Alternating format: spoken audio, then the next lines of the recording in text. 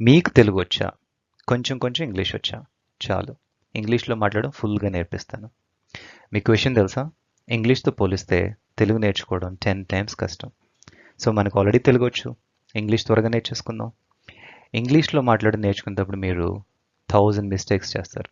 It's okay. అందరూ mistakes చేస్తారు. మనం త్వరగా మిస్టేక్స్ చేసేద్దాం. త్వరగా నేర్చేసుకుందాం.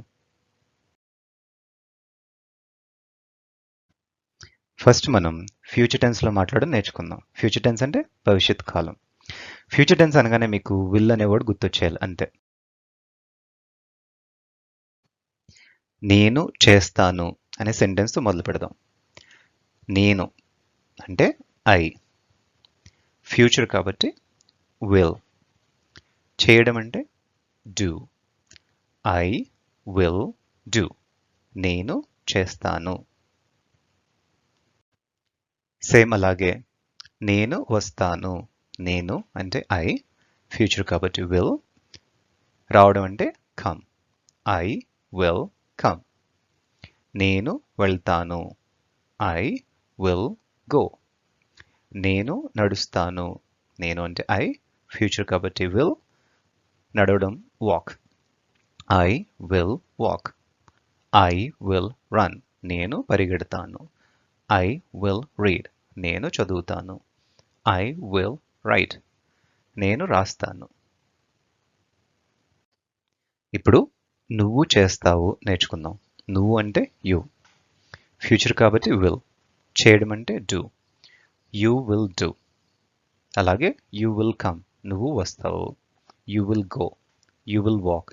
You will run. You will read. You will write. So ఇప్పుడు నేను నువ్వు అయిపోయింది. ఇంకా అతను అంటే హీ. ఆమె అంటే షీ. అది వస్తువు అంటే ఇట్. మేము అంటే వి. వాళ్ళు అంటే దే. సో ఇప్పుడు నేను ప్లేస్లో మీరు నువ్వు, అతను, ఆమె, అది, మేము, వాళ్ళు పెడితే ఇంగ్లీష్లో సెంటెన్సెస్ వచ్చేస్తాయి. He will do. He will come. He will go. He will walk. అలా మాట.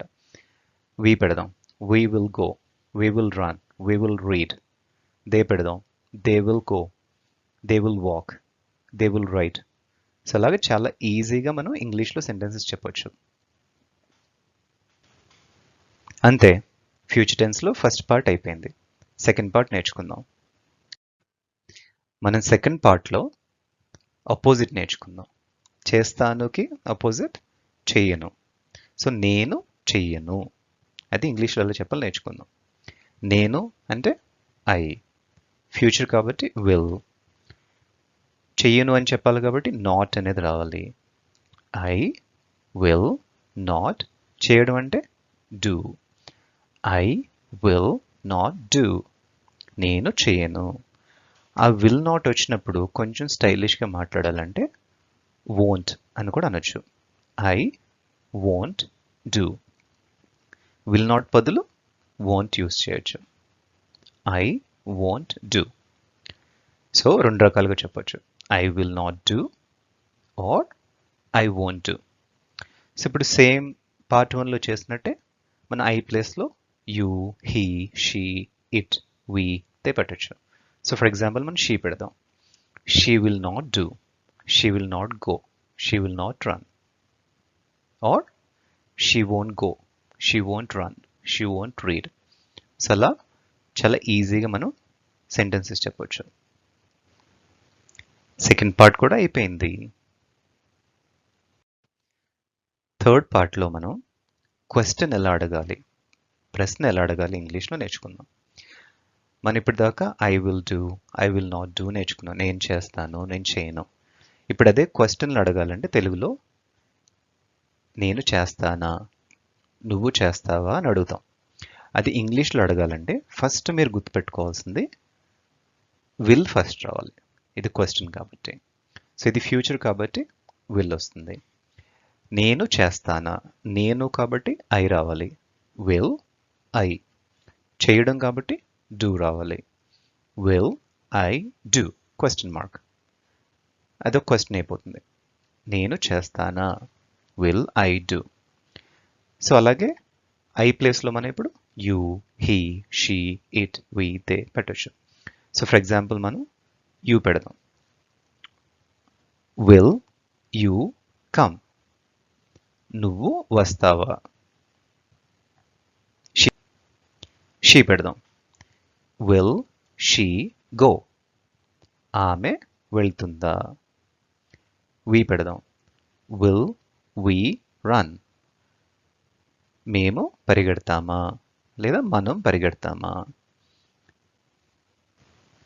సో క్వశ్చన్ అడగాలంటే విల్ ఫస్ట్ రావాలి, మిగతాదంతా సేమ్ టు సేమ్.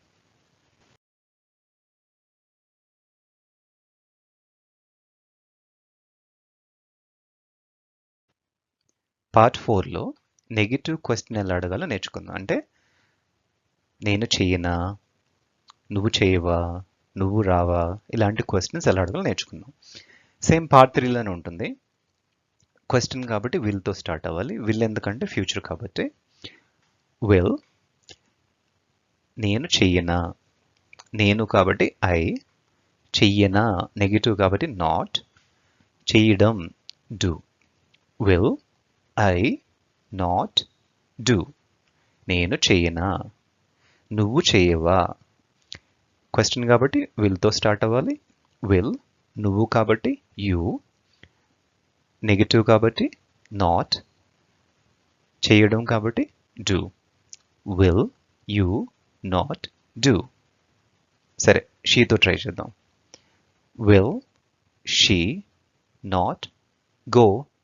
ఆమె వెళ్ళదా? సో ఇలా మీరు అన్ని యూజ్ చేసి సెంటెన్సెస్ ఫ్రేమ్ చేయొచ్చు. చాలా సింపుల్గా పార్ట్ 4 కూడా నేర్చేసుకుందాం.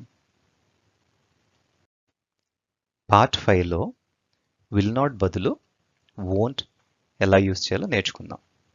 ఇది క్వశ్చన్ కాబట్టి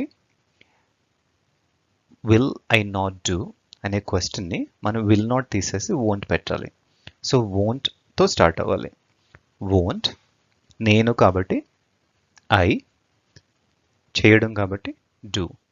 won't I do? You try చేద్దాం. Won't you do? నువ్వు చెయ్యవా? షీ ట్రై చేద్దాం. Won't she come? ఆమె రాదా? వి ట్రై చేద్దాం. Won't we run? మనము పరిగెత్తమా లేదా మేము పరిగెత్తమా? సో విల్ నాట్ ఎక్కడైతే ఉంటుందో అక్కడ వోంట్ పెట్టి క్వశ్చన్ ఇలా కూడా ఫ్రేమ్ చేయొచ్చు. అంతే, పార్ట్ 5 కూడా అయిపోయింది.